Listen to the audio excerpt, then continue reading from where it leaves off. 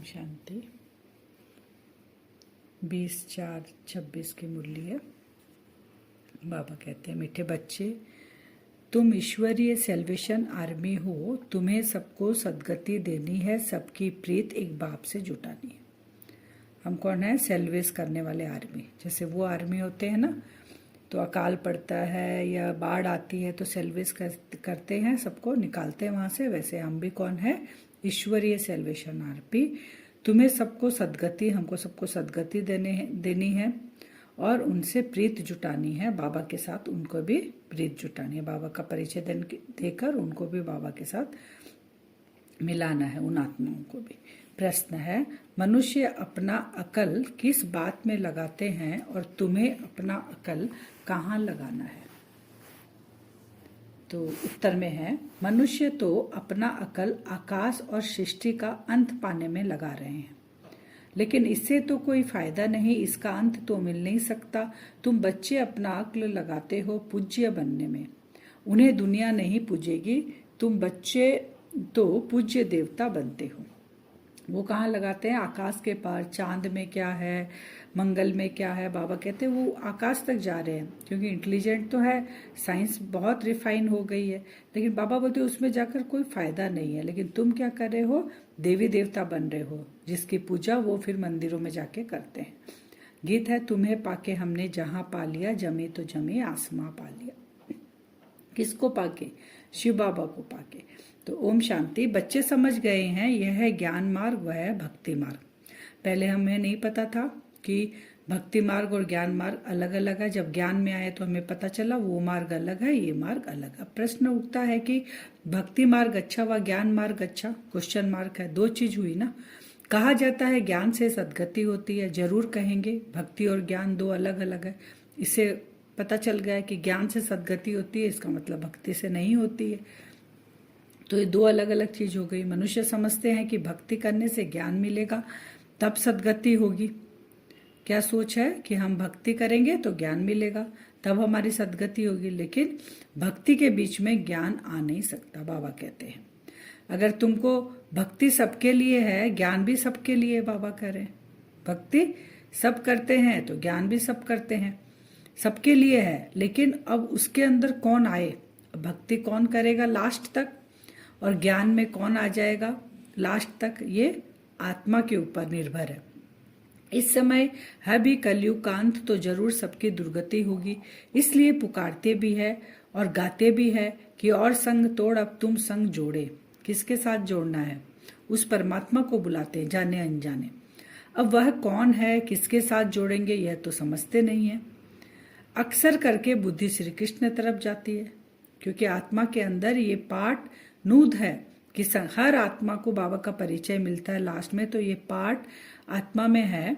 लेकिन वो उसको ये नहीं पता कि किसके साथ मुझे जोड़ना है। तो उनको सामने क्या दिखता है? श्री कृष्ण दिखते हैं, तो वो श्री कृष्ण के साथ अपनी बुद्धि जोड़ते हैं। हम सच्ची प्रीत तुम संग जोड़ेंगे। तो जब श्री कृष्ण से ही प्रीत जोड़ते हैं तो फिर गुरु गोसाई किसकी दरकार ही नहीं। प्रीत जब एक से जोड़ लिए, बाबा कहते हैं, फिर श्री कृष्ण से प्रीत जोड़ी, कहा गाए, मैंने गीत गाते हैं कि आपसे जोड़ी, और फिर देखेंगे साधु सन्यासी गुरु गोसाई उनके पास जाके माथा टेकते हैं। तो बाबा बोले ये कैसे हो सकता है? 10 के साथ प्रीत जोड़ेंगे तो फिर कैसे निभेगी ये चीज? तो श्री कृष्ण को ही याद करना है। श्री कृष्ण, अगर श्री कृष्ण के साथ जोड़े तो उनको ही याद करना है। श्री कृष्ण का चित्र तो सबके पास है, श्री कृष्ण जयंती भी मनाते हैं, फिर और कोई के पास जाने की दरकार ही नहीं। जैसे मीरा ने एक संग जोड़ी, काम काज करते श्री कृष्ण को ही याद करती रही। घर में रहना, करना, खाना पीना तो होता है।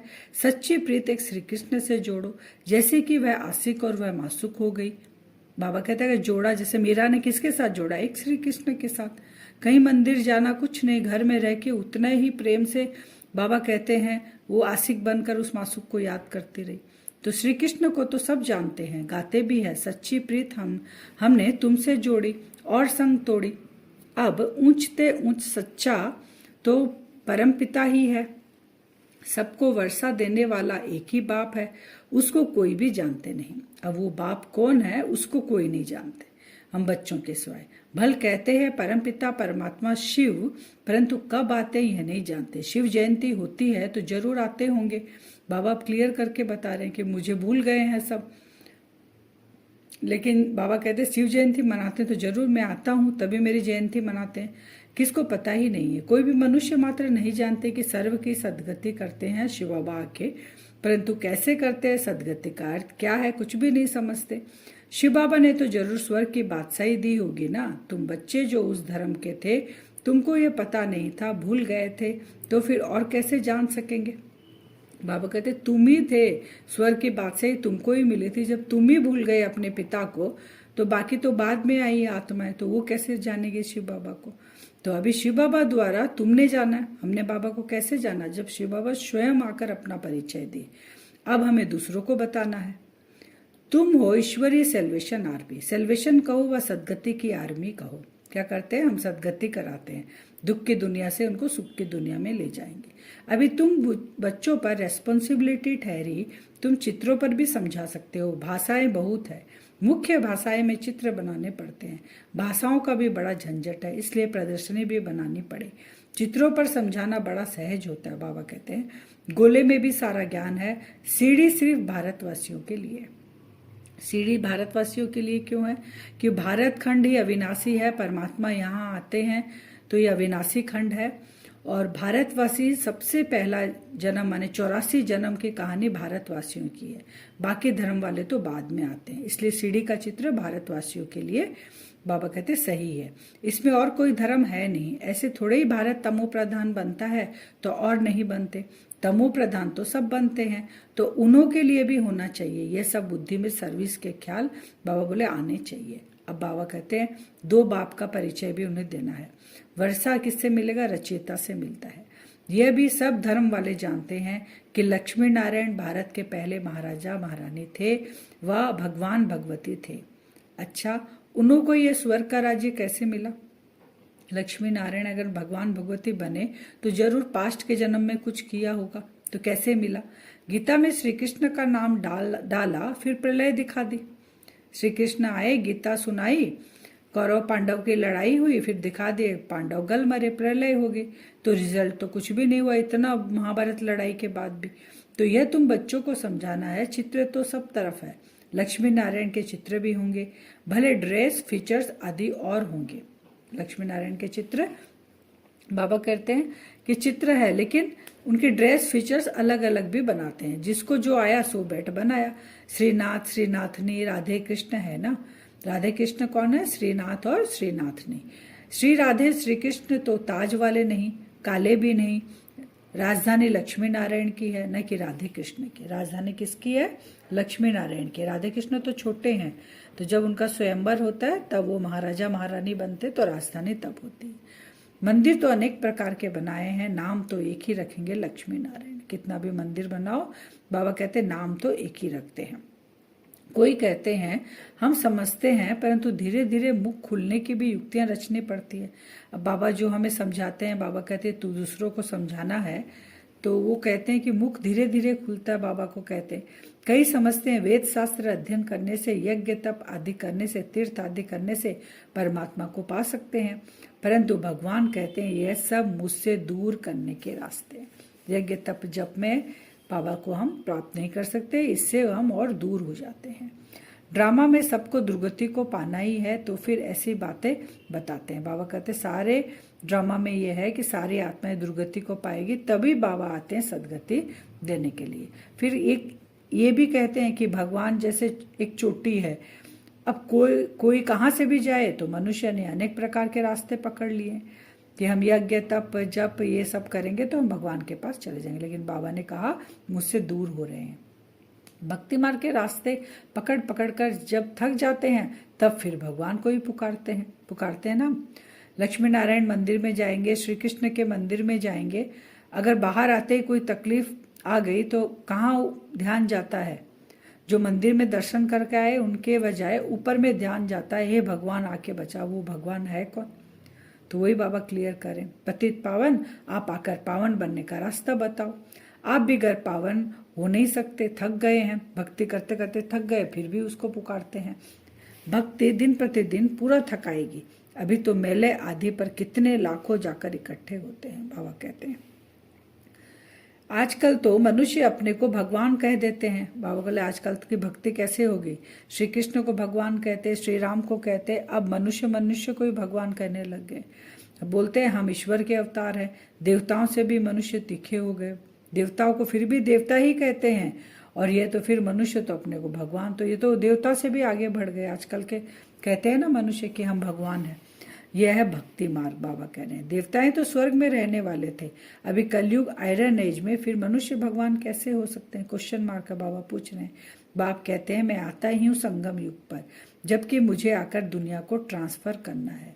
कलयुग से सतयुग हो, बाकी सब शांति धाम में चले जाएंगे। वह है निराकारी दुनिया, यह है साकारी दुनिया। फिर बाबा कहते हैं अब जो आत्माएं जब जाएगी तो जाते समय क्या होता है?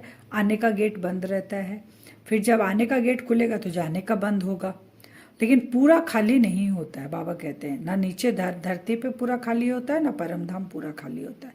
तो वतन कभी भी खाली नहीं होता, न यह न वह, मैंने दोनों ही। जब बाबा कहते हैं अंत होता है तो ट्रांसफर हो जाते हैं। कुछ तो इस वतन में रहते हैं, सारा वतन खाली हो जाए फिर तो उसको प्रलय बोलेंगे। तो प्रलय नहीं होता, परिवर्तन होता है। तो बाबा कहते हैं प्रलय होती नहीं है, क्योंकि भारत अविनाशी खंड है ना। फिर बाबा आकर रूहानी सेवा सिखाते हैं, और कोई भी रूहानी सेवा नहीं जानते। रूहानी बाप ही रूह की सेवा करते हैं। जिस्मानी सेवा तो जन्म जन्मांतर बहुत की, अब हमें क्या करना है? आत्मा की सेवा करना है। आत्मा जो अभी तड़प रही है उस परमात्मा से मिलने के लिए, उसको उससे मिलाना है। अब अंतिम जन्म है, रूहानी सेवा करनी है जो बाप ने सिखाई है। कल्याण इसमें है और कोई में फायदा नहीं। बाबा कहते गृहस्थ व्यवहार में भी रहना है, तोड़ निभाना है, उनको भी यही समझाकर कल्याण करना है। प्रीत होगी तो कुछ सुनेंगे। कई तो डरते हैं कि पता नहीं हमको भी सन्यास न करना पड़े। तो आजकल तो सन्यासी बहुत है ना। बाबा कहते हैं डर जाते हैं ना, घर वालों को भी समझाते कि कभी सन्यास नहीं करना पड़े। बाबा कहते हैं कफनी पहन 2 अक्षर सुनाया, खाना तो मिल ही जाता है कहाँ ना कहाँ से। कोई दुकान पर जाएंगे 2 पूड़ी मिल जाएगा, खाना मिल जाएगा, फिर दूसरे पास जाएंगे, ऐसे पेट पूजा तो हो जाती है। तो बाबा कहते हैं इस बाप से तो एक ही प्रकार का वर्षा मिलता है, यहाँ आएंगे तो वो मिलता है बेहद की बात सही मिलती है। और क्या मिलेगा? सदा निरोगी बनते हैं। भारत का राइज हो जाता है तो सब, बाबा कहते हैं राइज हो जाता है। भारत का ही उत्थान तो सभी का उत्थान, क्योंकि प्रकृति भी उसके अंदर आ जाती है, और जो भी मनुष्य आत्मा है सब उसके अंदर आ जाती है। तो भारत का राइज हो जाता है तो राइज, और भारत का फॉल तो फॉल। प्रोजेक्टर से भी प्रदर्शनी में जास्ती सर्विस हो सकती है। धीरे धीरे वृद्धि को पाते जाएंगे। दिन प्रतिदिन तुम्हारा नाम बाला होता जाएगा। ये कब के साकार मूल्य है, और अभी तो सब जानने लग गए। सेवा के लिए बुलाते हैं बच्चों को, तो धीरे धीरे तुम्हारा नाम बाला होता जाएगा। यह भी लिखना चाहिए कि 5000 वर्ष पहले भी ऐसे हुआ था। ये हमें क्या लिखना चाहिए? जो अभी हो रहा है 5000 वर्ष पहले भी ऐसे ही हुआ था। यह तो बड़ी वंडरफुल बातें हैं।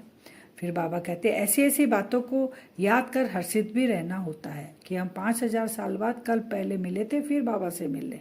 प्रैक्टिकल पड़ जाए तो फिर अवस्था बहुत खुश मिजाज हो जाती है। अगर ये पक्का हो जाए ड्रामा में कि हम ही हैं, नूद है मेरा पार्ट, तो खुश मिजाज रहेंगे। फिर आज का वरदान है अपने श्रेष्ठ व्यवहार द्वारा सर्व आत्माओं को सुख देने वाली महान आत्मा भव। मेरा व्यवहार ऐसा हो जो सभी आत्माओं को मुझसे सुख मिले, तभी हम महान आत्मा हैं। तो विस्तार है, जो महान आत्माएं होती है उनके हर व्यवहार से सर्व आत्माओं को सुख का दान मिलता है। वह सुख देते हैं और सुख लेते हैं। तो चेक करो कि महान आत्मा के हिसाब से सारे दिन में सबको सुख दिया, पुण्य का काम किया। पुण्य अर्थात किसको ऐसी चीज देना जिससे उस आत्मा से आशीर्वाद निकले, ऐसा हम उसको दान दे जो आशीर्वाद निकले उससे, उसको वो है पुण्य का काम। तो चेक करो कि हर आत्मा से आशीर्वाद मिल रही है, किसी को भी दुख दिया व लिया तो नहीं, तब कहेंगे महान आत्मा। क्योंकि दुख अगर किसी को दिया लिया, दोनों ही केस में वो बंधन बन जाएगा। बाबा कहते हैं ना, वो सूक्ष्म तार वो हमको खींचेगा लास्ट में। स्लोगन है करने के बाद सोचना ही पश्चाताप का रूप है। बाबा क्या बोलते हैं? करने के पहले सोचो, उसके बाद करो। और अगर जो पहले कर लेगा फिर सोचेगा तो पश्चाताप का रूप है वो। फिर अव्यक्त इशारे, महान बनने के लिए मधुरता और नम्रता का गुण धारण करो। संस्कार व नेचर तो हर एक की अपनी अपनी है, लेकिन सर्व का स्नेही और सर्व बातों में संबंध में सफल, मनसा में विजयी, वाणी में मधुरता तब आ सकती है जब इजी नेचर हो। इजी नेचर अर्थात जैसा समय, जैसा व्यक्ति, जैसा सरकमस्टेंस, उसको परखते हुए अपने को इजी कर देवे। इजी अर्थात मिलनसार, मोल्ड कर लेने वाला। इजी माने अलवेला नहीं। बाबा बोलते ना इजी बनना है तो तुम जहां भी जैसी परिस्थिति सरकमस्टेंस हो गया अपने आप को मोल्ड कर लेंगे। अब वरदान से हम 2 मिनट योग करेंगे। अपने आप को देखें, असली स्वरूप, मुझ आत्मा का असली स्वरूप एक छोटा सा बिंदु, जस्ट एक पॉइंट ऑफ लाइट, दोनों आंखों के बीच में चमक रहा है।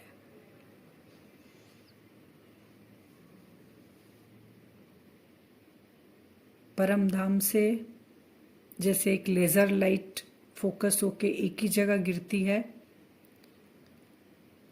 वैसे ही बाबा से एक सफेद रंग की किरणें निकलकर मुझ आत्मा के ऊपर पड़ रही है।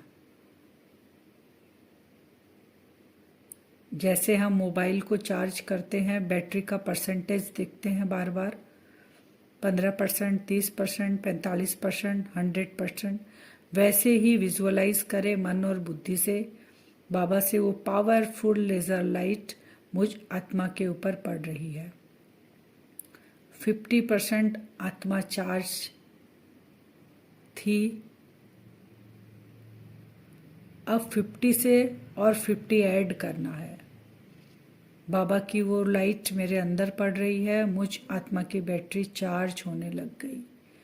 विजुअलाइज करें, मन और बुद्धि की आंखों से देखें। 60, 70, 80, 100, मैं आत्मा 100% चार्ज हूँ। जो मुझ पिता की क्वालिटी है वो मुझ आत्मा की क्वालिटी है। अब अपनी दृष्टि को सामने देखते हुए विजुअलाइज करें, जिन आत्माओं को मैंने दुख दिया है या जिन आत्मा से मैंने दुख लिया है, उन आत्माओं को सामने विजुअलाइज करें। बाबा से हम कंटिन्यू चार्ज हो रहे हैं, क्योंकि हम अभी अपनी शक्तियों को यूज भी करेंगे तो बाबा से कंटिन्यू भरते जा रहे हैं, तो जमा का खाता भी बढ़ते रहेगा। सामने देखे एक एक आत्माएं मेरे सामने आकर बैठ गई। आह्वान करें उनका, हे आत्माओं, मैंने अगर आपको दुख दिया है और दुख लिया है, आप मेरे सम्मुख आए। आकर बैठ गई। अब अपनी दृष्टि से एक एक आत्मा को, बाबा से जो हम आत्माएं भरपूर हो रही हैं, दुख के बदले में वो सुख का, वो आनंद का वाइब्रेशन उन आत्मा को दें और उनसे क्षमा मांग लें कि मैंने अगर आपको दुख दिया है मुझे क्षमा करें। जो मुझे प्राप्त हो रहा है बाबा से, मैं वो आपको दे रहा हूँ, और वो वाइब्रेशन उन आत्माओं को भी, उनकी आत्मा को भी टच कर रहा है। वो आत्माएं दुख से सुख में परिवर्तन हो रहा है, उनके संकल्प सुख के होते जा रहे हैं धीरे धीरे। हर एक आत्मा को जिसको मैंने सामने बिठाया है, जिनसे मेरा कुछ हिसाब किताब हुआ था, क्षमा मांगकर उनको बाबा से लेकर और वो सुख की वाइब्रेशन भेजें। और मैं आत्मा फुल चार्ज हूँ। सारा दिन बाबा से लाइट लेकर अपनी बैटरी को विजुअलाइज करते रहेंगे, आत्मा फुल चार्ज, और जिन आत्माओं के साथ दुख का हिसाब किताब था उनको ख़त्म करेंगे। ओम शांति।